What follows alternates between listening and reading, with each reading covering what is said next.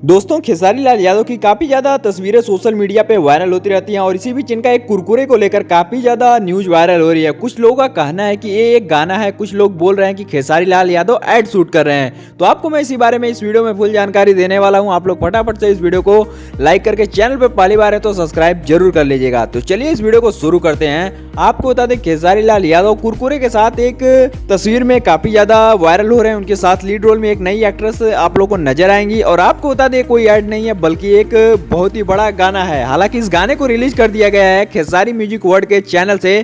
तो आप लोग जाइएगा, इस गाने का फुल आनंद उठाइएगा और आप लोग हमें बताइएगा कि क्या खेसारी लाल यादव का ये गाना ऐड के तरीके से आप लोग को नजर आ रहा है या पूरा गाना है। और आपको बता दें, खेसारी लाल यादव मुझे लगता है इस गाने में, हालांकि जो एक गाना है इनका ऐड के तरीके से गाना शूट किया गया है और इसमें इन्होंने कुरकुरे का यानी कि टेढ़े मेढ़े बिंगो का एक कुरकुरे आता है उसका प्रमोशन किए हैं। आपको बता दें, इन्होंने इस प्रमोशन के लिए काफ़ी ज़्यादा पैसा लिया होगा तभी ये इतना बड़ा इसका ऐड चलाए हैं, हालांकि एक गाने की तरह बना दिए हैं। तो आप लोग इनके इस वीडियो के बारे में क्या कहना चाहेंगे और आपको हमारी वीडियो कैसी लगी नीचे कमेंट में जरूर बताइएगा।